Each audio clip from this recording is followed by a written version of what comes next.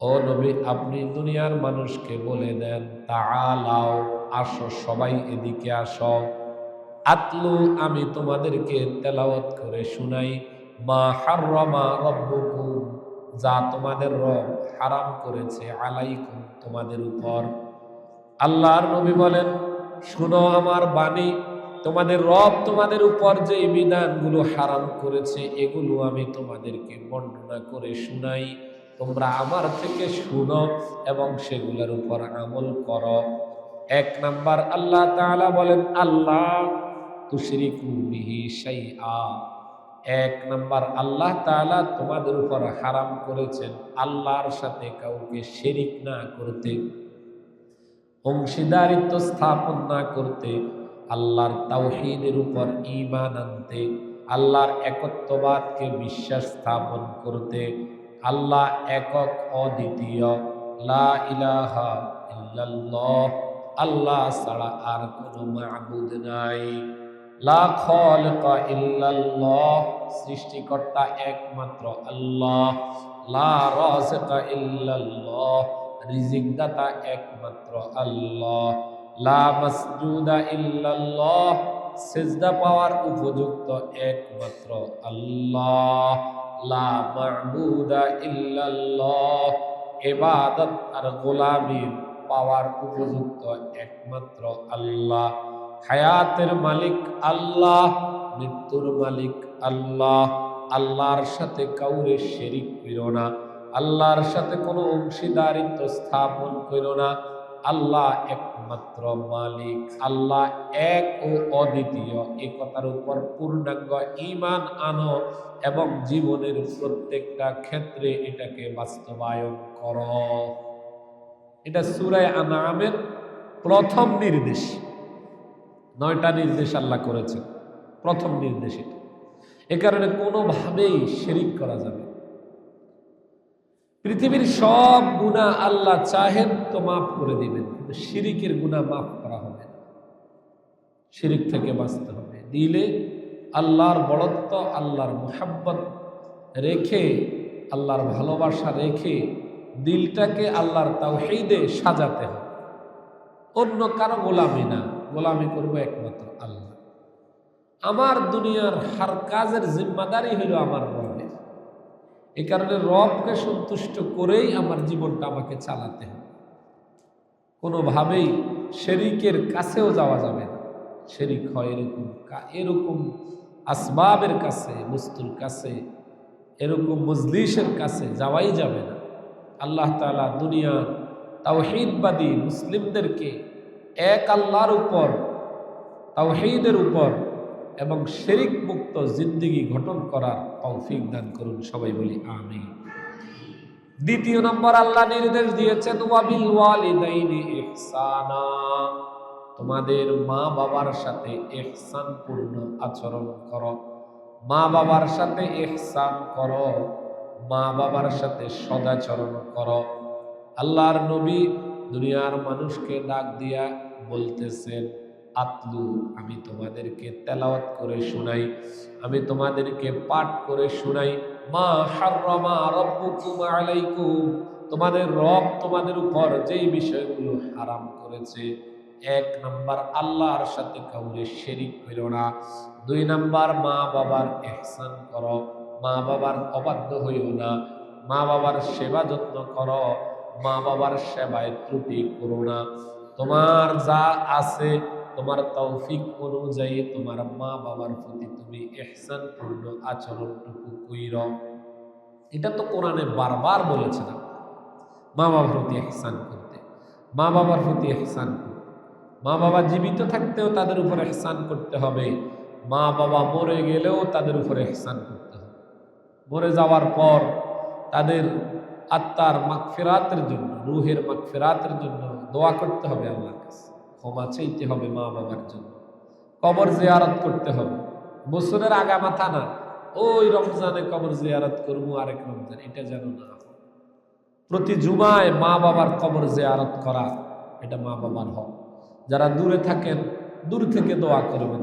জিয়ারত হইল কবরের পাশে এসে করা, আর দূরে যারা থাকবে এরা সওয়াব পৌঁছাবে, এটাকে ইসালে সওয়াব বলা হয়। ইসালে সওয়াব, সওয়াব পৌঁছাবে। সূরা ফাতিহা, সূরা ইখলাস পড়ে, হ্যাঁ, একটু দান খয়রাত করে আল্লাহ এর সওয়াবটা আমার আব্বা আমার রুহের উপর পৌঁছায় দিয়ে। এটা মা বাবার হক, আমাদের কাছে মা বাবার প্রাপ্য। মা বাবার ত্যাগ আর কোরবানি তো কত বেশি। যারা আমরা সন্তানের মা বাবা হইছি, আমরা আমাদের সন্তানগুলোর জন্য যতটুকু কষ্ট করতেছি, আমাদের মা বাবাও আমাদের জন্য ততটুকু কষ্টই করেছেন। সফলতা আল্লাহর কাছে, কেউ সফল হয়েছেন, কেউ সফল হন নাই, কিন্তু মা বাবার ত্যাগকে অস্বীকার করা যাবে না। মা বাবাকে সন্তুষ্ট রেখে দুনিয়াতে চলতে হবে।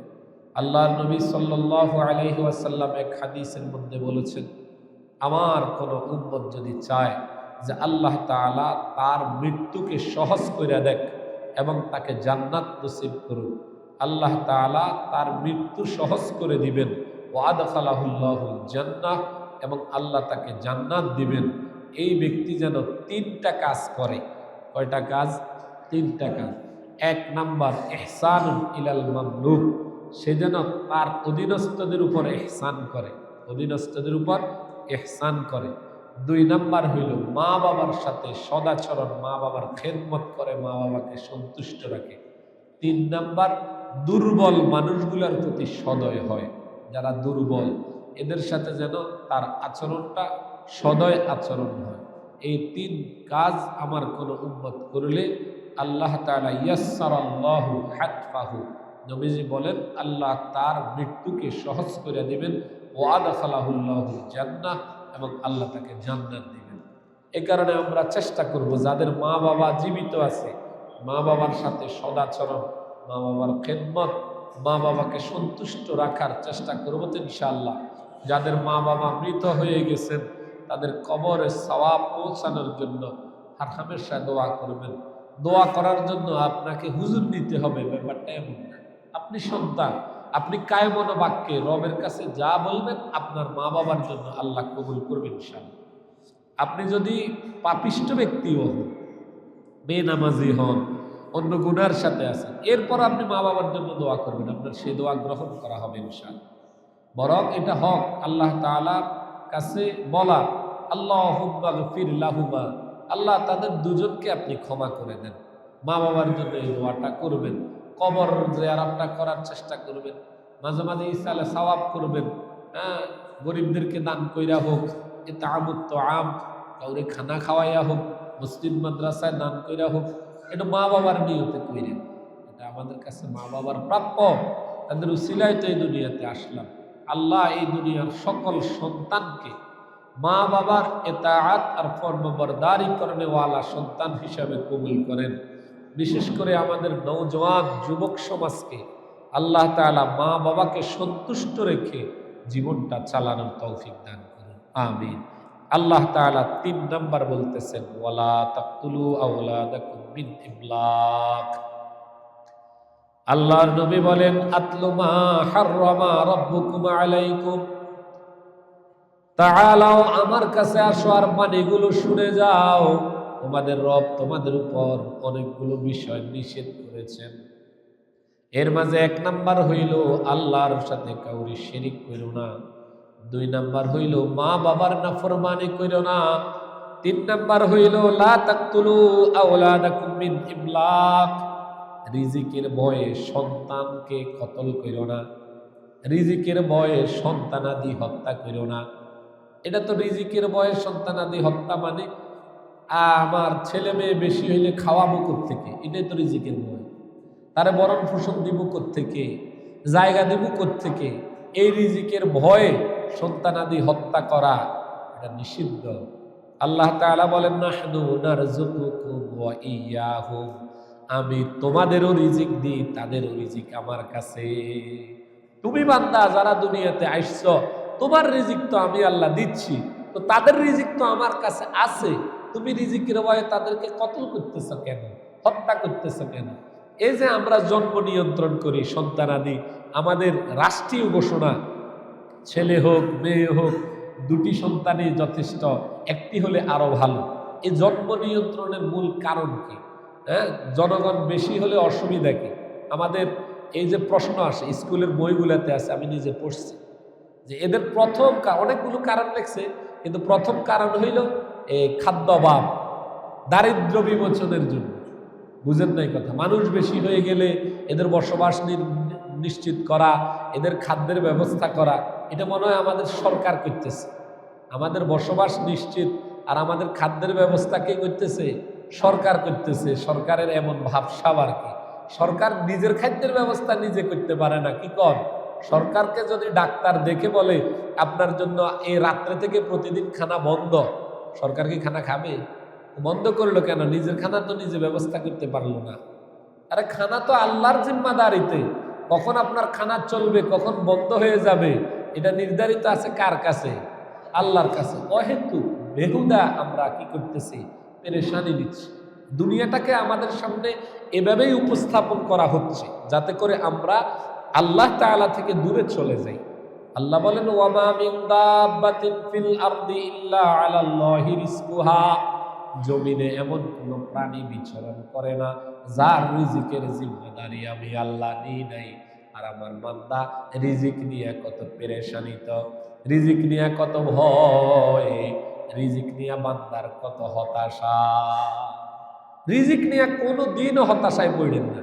রিজিক যেটা আমার আপনার তাকদীরে নির্ধারিত আছে সেটা আসবেই আসবে। আপনার আমার তাকদীরে যে রিজিকটা লিপিবদ্ধ, কোনো না কোনো ভাবে আমাদের কাছে সেটা পৌঁছবেই। পৌঁছাবেন কে? আচ্ছা, তিনি তো সেই আল্লাহ যিনি বনি ইসরাইলকে সোজা জান্নাত থেকে খানা পাঠাইছেন, মান্না সালোয়া আসছে তাদের জন্য।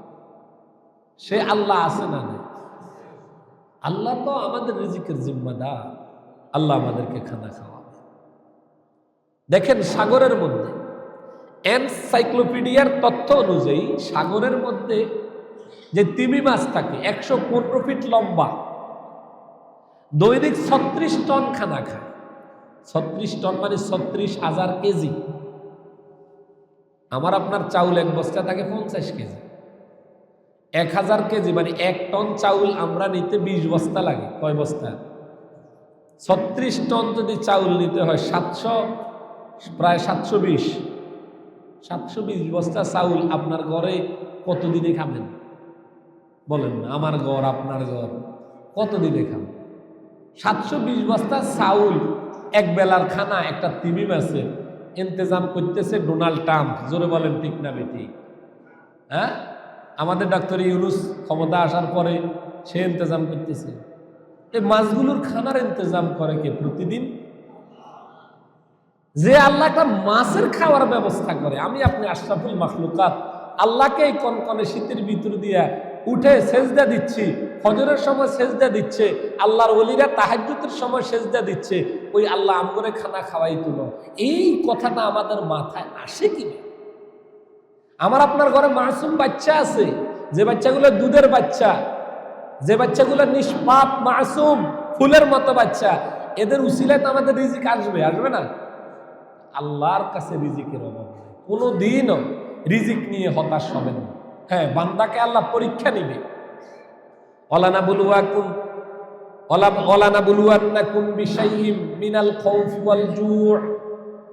বলেন আমি তোমাদের পরীক্ষা নিব অনেকগুলো বিষয় দিয়া। মিনাল খাউফি ওয়াল জু', ভয় দিয়া তোমাদের পরীক্ষা নিব। ভয়ে তোমরা ঠিক থাকো নাকি ভয় পেয়ে যাও? দুনিয়ার মানুষকে ভয় করে তুমি রবের পথ থেকে ফিরে যাও কিনা এই ভয় থাকবে। অনেক কিছুর ভয় থাকবে তোমার। হক কথা বলবে না, চাকরির ভয়ে তোমার এই ভয় থাকবে। আমি পরীক্ষা নিব আমার বান্দা কি হক কথা কয় না চাকরির ভয়ে হক কথা ছেড়ে দেয়।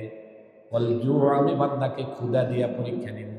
ক্ষুধার সময় বান্দা কি ধৈর্য ধারণ করে না চুরি করে খানা খেয়ে ফেলে? ক্ষুধা দিয়ে পরীক্ষা নিব। وَلَنَبْلُوَنَّكُمْ بِشَيْءٍ مِّنَ الْخَوْفِ وَالْجُوعِ وَنَقْصٍ مِّنَ الْأَمْوَالِ وَالْأَنفُسِ وَالثَّمَرَاتِ وَنَقْصٍ مِّنَ الْأَمْوَالِ, মাল দিয়া পরীক্ষা নিব। মালের নোকসান হবে, লস হয়ে যাবে, ক্ষতিগ্রস্ত হয়ে যাবে। ব্যবসা বাণিজ্য লস হয়ে গেছে, ঘরটা পুড়ে গেছে, আরেকজনই আপনার মাল জোর করে নিয়ে গেছে, লস খাওয়াইয়া দিছেন। ওয়ানাকসিম মিনাল আমওয়ালি ওয়াল আনফুসি, এবং নফসের ক্ষতি হবে। অসুস্থতা ছাড়েই না, এটা বান্দার জন্য পরীক্ষা। হঠাৎ তরতাজা সন্তানটা কবরে চলে গেছে, এটা বান্দার জন্য পরীক্ষা। ওয়ানাকসিম মিনাল আমওয়ালি ওয়াল আনফুসি ওয়াত তামারাত, ফসলগুলো সব উড়বে যায়া চিটা হয়ে গেছে, ফলের উপর দিয়া আল্লাহ পরীক্ষা নেবেন। আল্লাহ বলেন এই সব পরীক্ষাগুলো আমি বান্দার থেকে নেব, এবং আমি তোমাদেরকে এই পরীক্ষার মাধ্যমে ধৈর্যের পরীক্ষা করব। কিসের পরীক্ষা? ওয়ালানাবলুওয়ান্নাকুম বিশাইইম মিনাল খাউফি ওয়াল জু'i ওয়া নাকসিম মিনাল আমওয়ালি ওয়াল আনফুসি ওয়াত তামারাত ওয়া বাশশিরিস সাবিরিন। ও নবী, এই পরীক্ষাগুলো যাদের থেকে নেব তাদের মধ্য থেকে যারা ধৈর্য ধারণকারী তাদেরকে আপনি সুসংবাদ পৌঁছায়া দেন। ইন্নাল্লাহা মা'আস সাবিরিন, নিশ্চয়ই আল্লাহ ধৈর্য ধারণকারীদের সাথে আছে। ইযা আসাবাতহুম মুসিবা, যখন কোন মুসিবত এসে যায়, ক্বালু, তখন তোমরা বলিও, তারা যেন বলে, ইন্না লিল্লাহি ওয়া ইন্না ইলাইহি রাজিউন। এই কারণে পরীক্ষা দিবেন আল্লাহ, কিন্তু এমন হবে না যে বান্দার রিজিক আল্লাহর কাছে নাই। রিজিক কার কাছে আছে? তাই রিজিকের বয়ে সন্তান কতল করা যাবে না। যারা রিজিকের বয়ে সন্তান হত্যা করবে কিয়ামতের ময়দানে খুনি হিসাবে রবের সামনে দাঁড়াবে। আল্লাহর কোরআন বলে, ওয়াইদাল মাউউদাতু সুইলাত, কিয়ামতের ময়দানে ওই হত্যাকারীদেরকে জিজ্ঞাসা করা হবে। ওই হত্যাকৃত ছোট ছোট বাচ্চাগুলোরাও জিজ্ঞাসা করা হবে, কেন তোমাকে কতল করা হয়েছে? বুঝেন না এই কথা? আপনারা অনেক সময় কন না, হুজুর গো ছেলে মেয়ে বেশি। আর হুজুররা তো বুঝে আমার আল্লাহ যা দিছে তা আসবে। আমি যদি এটা নষ্ট করে ফেলি, কতল করি, তাহলে কিয়ামতের ময়দানে খুনি হিসাবে আল্লাহর দরবারে দাঁড়াতে হবে। মায়ের ভয় তো আছে আমাদের, বুঝেন নাই? এজন্য সতর্ক থাকবেন। আল্লাহ আমাদেরকে এই দুনিয়ার দারদের কথা থেকে হেফাজত করুন। আমরা ঈমানদার, আল্লাহর উপরে পূর্ণাঙ্গ ঈমান এনে জীবনযাপন করার তৌফিক দান করুন। আবার এরকমও যেন না হয় ছেলে মেয়ে 5-10টা হয়েছে, আপনার কোনো খোঁজখবর নাই। এরকম বাবাও আছে না নাই?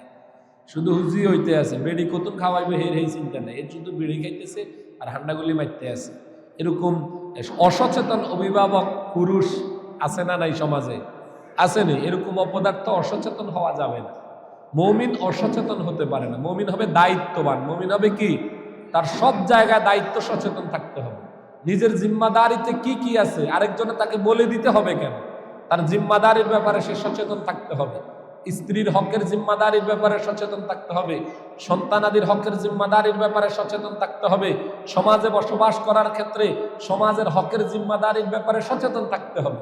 আমাদের বহু মানুষ এইসব ক্ষেত্রে উদাসীন। এই উদাসীনতাগুলাই কিন্তু আমাদের পারিবারিক জীবনে, আমাদের সামাজিক জীবনের বিধ্বস্ততার একটা বড় কারণ, অশান্তির একটা বড় কারণ। কথা বুঝেন নাই? এখানে সচেতন জ্ঞানী হওয়ার চেষ্টা করবেন। আল্লাহ নবী এক হাদিসে বলছেন, আল্লাহ তাআলা সচেতন জ্ঞানীকে পছন্দ করেন, নির্বোধ মূর্খকে আল্লাহ পছন্দ করেন। মূর্খ মানে এটা না যে আপনি পড়াশোনা করেন নাই।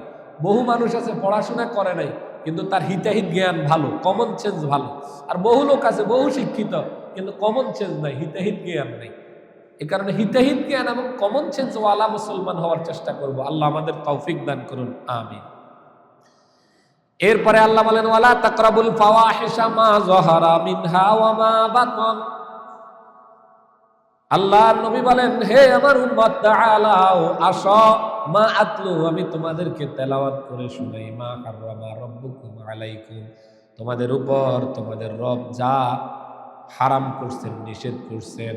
1 নাম্বার, আল্লাহর সাথে কাউকে শিরিক করো না। 2 নাম্বার, মা বাবার নাফরমানি করো না। 3 নাম্বার, রিজিকের ভয়ে সন্তানাদি কতল করো না। 4 নাম্বার, ওয়ালা তাকরাবুল ফাওয়াহিশা, ফাহিশা কাজের, অশ্লীল কাজের পাশেও যাইও না। মা যাহারা মিনহা ওয়া মা বাতান, প্রকাশ্য হোক আর গোপনে হোক। যত ধরনের অশ্লীলতা আছে, বেহায়াপনা আছে, সকল অশ্লীলতা, সকল বেহায়াপনাকে পরিহার করো। গান বাদ্য বেহায়াপনা, অশ্লীলতা, নাচ, সামাজিকতা, জোরে বলেন। গান বাদ্য শ্রবণ করা, গান বাদ্য বাজানো, আচার অনুষ্ঠান করা, এটা কি অশ্লীলতা না সামাজিকতা? জোরে বলেন, অশ্লীলতা। এই যে গান বাদ্যের কারণেই তো আমাদের যুবক যুবতীরা নষ্ট হয়ে যাইতেছে। কারণ প্রেমময় গান বাদ্য, যেটা দিলকে নেফাকের মধ্যে নিয়ে যাইতেছে। আল গিনাউ ইউমবিতুন নিফাকা ফিল কলবি কামা ইউমবিতুল মাউজ যারআ। আল্লাহর নবী সাল্লাল্লাহু আলাইহি ওয়াসাল্লাম বলেন, যখন মানুষ গান বাদ্যের প্রতি লিপ্ত হয়ে যায় তো তার অন্তরকে নেফাকি, আল্লাহর নাফরমানি এমন ভাবে উৎপাদন করে দিলের মধ্যে, যেরকম অনাবৃষ্টির কারণে জমিন ফেটে চুরমার হয়ে যায়, আকাশ থেকে বৃষ্টি আসার সাথে সাথে তরুতাজা আর সজীবতা নিয়ে আবার ফসলগুলা ফিরে, মানুষ গান বাদ্য শুনলে তার দিলে নেফাক এভাবে সজীবতা নিয়ে ফিরে। তার কাছে তখন আর ভালো জিনিস ভালো লাগে না, দিল মরে যায়। এটা ফাহিশা।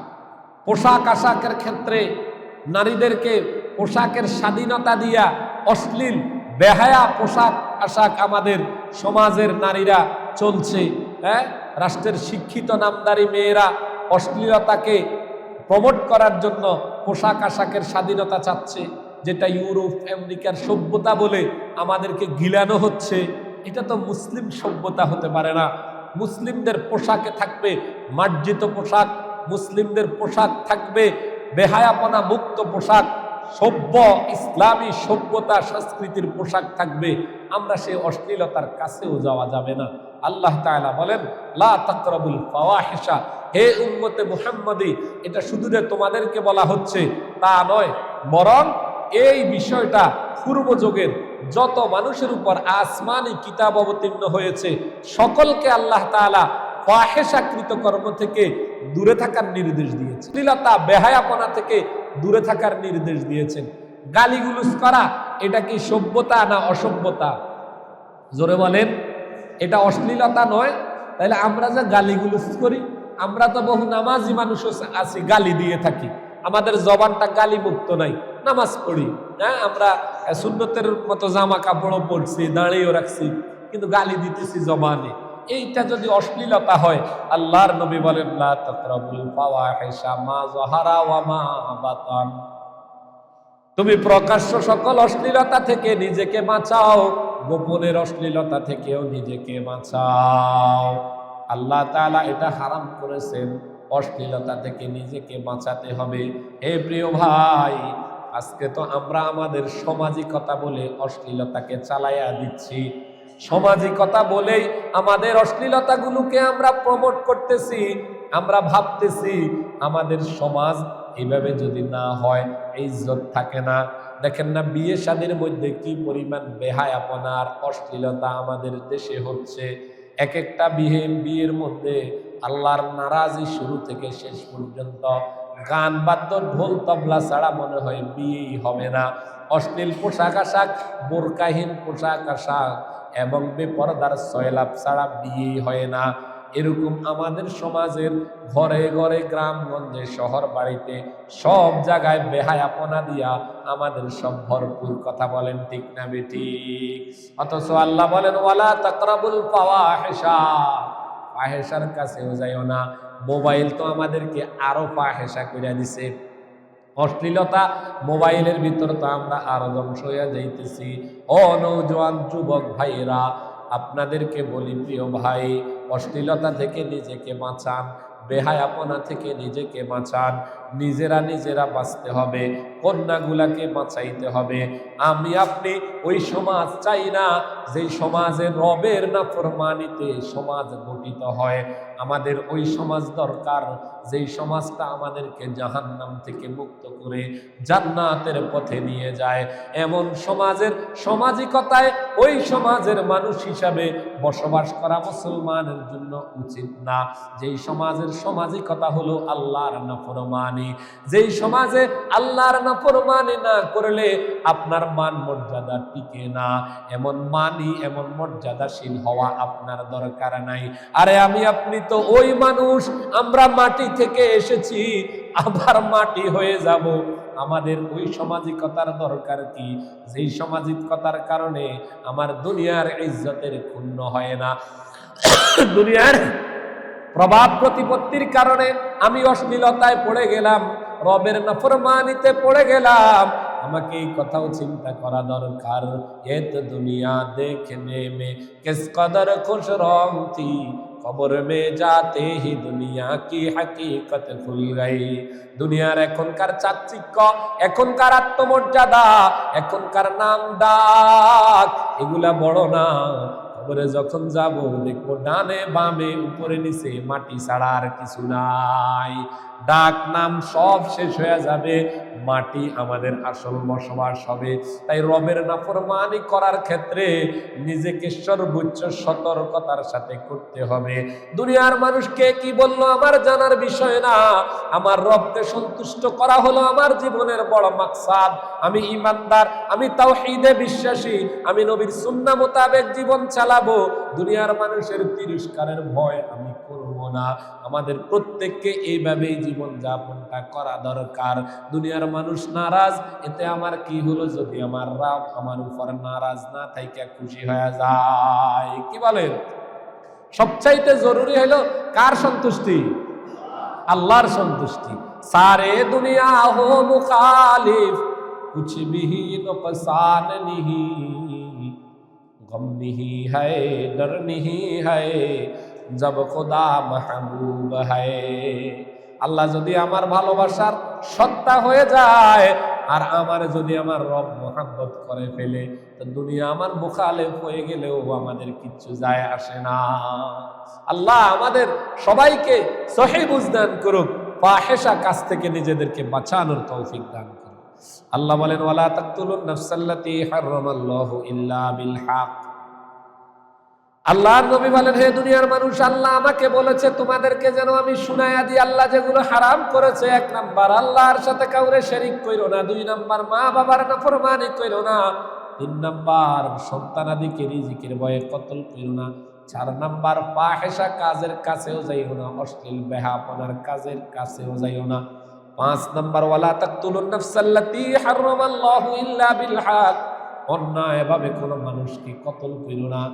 অন্যায়ভাবে মানুষ কতল করলে তোমার জন্য জাহান্নাম, তোমার জন্য আল্লাহর জান্নাত হারাম হয়ে যাবে। অন্যায়ভাবে দুনিয়ার জন্য, ক্ষমতার জন্য, পদের জন্য ঝগড়াঝাটি কইরা মানুষকে কতল করা যাবে না। পৃথিবীতে একজন মানুষের জীবনের দাম আল্লাহর কাছে অনেক বেশি। একটা মশার জীবন আমরা দিতে পারি না, একজন মানুষের জীবন আমরা নিয়ে নিচ্ছি। লাগেটা কেমন? আপনার কাছে কি মনে হয়? মানুষকে কতল করা এটা অত্যন্ত জঘন্যতম অপরাধ আল্লাহর কাছে। আল্লাহর নবী বলেছেন, লা জাওয়ালুদ দুনিয়া আহওয়ানুন ইনদাল্লাহি মিন কতলি রাজুলিন মুসলিমিন।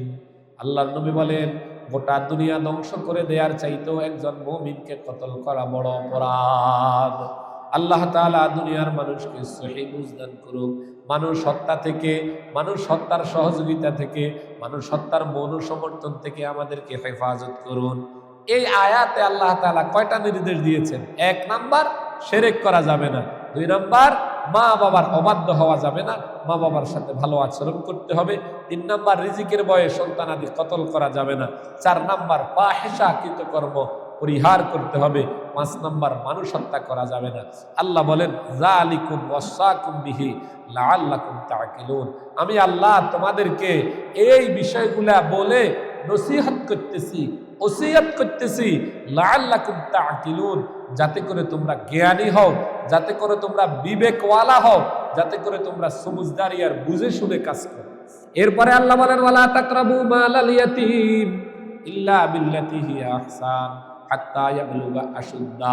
তোমরা এতিমের মালের কাছেও যাইও না, অন্যায়ভাবে কোনো এতিমের মাল ভক্ষণ করো না। ও প্রিয় ভাই, এতিমের মালের ব্যাপারে খুব সতর্ক থাকবেন। আপনার বাবা মরে গেছে, আপনারা এতিম হয়ে গেছেন, আপনি বড় ভাই অথবা ঘরের দায়িত্বে আছেন, ভাই বোনদের হকগুলো সমানভাবে তাদেরকে বুঝাইয়া দিয়ে দিবেন। ভাই মরে গেছে, ভাতিজার হকগুলো সমানভাবে তাদেরকে বুঝাইয়া দিয়ে দিবেন। এতিমের কোনো সম্পদ আপনার কাছে আছে অথবা আপনি চাইলে এতিমের উপর জুলুম করতে পারেন, খবরদার কোনোদিনও এতিমের উপর জুলুম করেন না। কারণ এতিমের যখন যখন বাপ চলে যায় তার অভিভাবক কেউ নাই এ কথা মনে করেন না, বরং তার অভিভাবকত্বের জিম্মাদারি স্বয়ং রব্বুল আলামিনের। এই জন্য এতিমের মালের হিসাব কোরআন এবং হাদিসে স্পষ্টভাবে ভিন্নভাবে আলাদা করে আল্লাহ নির্দেশ দিয়েছেন। কেউ যদি এতিমের মাল খায়, আল্লাহর কোরআন বলেছেন সে যেন তার পেটের মধ্যে আগুন ঢুকাইল। এই কারণে এতিমের উপর কোনোভাবে জুলুম যেন না হয়, এই ব্যাপারে সর্বোচ্চ সতর্ক থাকবো তো ইনশাআল্লাহ। 6 নম্বরে গেল। 7 নম্বর আল্লাহ বলেন ওয়াউফুল কাইলা ওয়াল মিজানা বিল কিসত, তোমরা ওজন করো ইনসাফের সাথে। ওজন, যারা ব্যবসা করেন, বেচা কিনা করেন, ওজন করেন নানি, পরিমাপ করেন নানি, এই পরিমাপ করতে যাইয়া মানুষকে কম দেয় এক ধরনের মানুষ আছে না? না আসেনি? গোস্ত তো জীবনে মনে হয় 1 কেজি পাইতেন, মাপার পরে আপনি দেখবেন যে 200 গ্রাম বাড়তি, এরপরে আলাদা জায়গায় মাপলে দেখবেন হয়তো সর্বোচ্চ বরাবর হয়েছে। হ্যাঁ, এভাবে শুধু গোস্ত নয়, আপনি দেখবেন আমাদের মধ্যে এখন ঠকানোর মানে একে অপরকে যে ঠক দেয় আর মানসিকতাটা প্রবল, প্রচুর ঠকানোর। ফল দোকানে যাবেন, সেখানে আপনি ঠকবেন। আমিও গত পরশু কোথায় জানি কারে বলছিলাম যে যদি দুনিয়াতে চলতে হয়, আমার মনে হয় সকাল বিকাল রাত্র পর্যন্ত অন্তত ঝগড়া করতে 30 বার করে। এবার খুন হয়ে যাওয়া ছাড়া কোথাও একটা জায়গা পাবেন না যেখানে আপনি নিরাপদ। আপনি সোজা মানুষ তো আপনাকে ঠকাবেই। সুন্দর কথা, ভালো আচরণ কিচ্ছু কাজে আসে না। হুজুর, মোল্লা, মুফতি, মুহাদ্দিস, আল্লাহর ওলি কিচ্ছু কাজে আসছে না। ঠক আপনাকে খেতেই হবে। অথচ মুসলমান আজান দিলে সবাই আগে মসজিদে দৌড় দেয়, কিন্তু ঠকানোর মধ্যে উনি 1 নম্বর। 4 মসজিদের সভাপতি, ক্যাশিয়ার, সেক্রেটারি ইত্যাদি, কিন্তু উনি ওজনে মাপ দিতে যাইয়া উনি জাগাত নাই, টনকে টন ওজন শেষ। আছে না নাই? এভাবে আমাদের আখলাকটা ব্যক্তি থেকে শুধরাতে হবে। কোরআনুল কারীমে আল্লাহ তাআলা মিজানের মানে ওজনের ব্যাপারে খুব সতর্ক করেছেন, শাস্তির কথা বলেছেন, কঠিন শাস্তি। আল্লাহ বলেন এ কথা শুধু উম্মতে মুহাম্মাদীকে নয়, পৃথিবীর যত কওম ছিল, যতজনের উপর আসমান থেকে কিতাব এসেছে সবাইকে বলছি, আউফুল কাইলা ওয়াল মিজানা বিল কিসত, ওজন বরাবর দিও, খবরদার ওজনে ঠকাইও না। লা নুকাল্লিফু নাফসান ইল্লা উসআহা, আল্লাহ কিন্তু তোমাদের উপর কোনো কিছুই চাপায়া দেয় নাই। এই পর্যন্ত যত বিধান দিছে এগুলা কঠিন না সহজ। আজকে যে কথাগুলো বলছি, মানাটা কঠিন না সহজ? সবাই মানলে সহজ। আল্লাহ বলেন এটা তোমাদের উপর চাপায়া দি নাই। এরপরে লাস্টে আল্লাহ বলেন ওয়াইযা কুলতুম ফাদিলু ওয়ালাউ কানা যা কুরবা, যখন তোমরা কথা বলবে হক কথা বলিও, যদিও তোমার আত্মীয় হয়।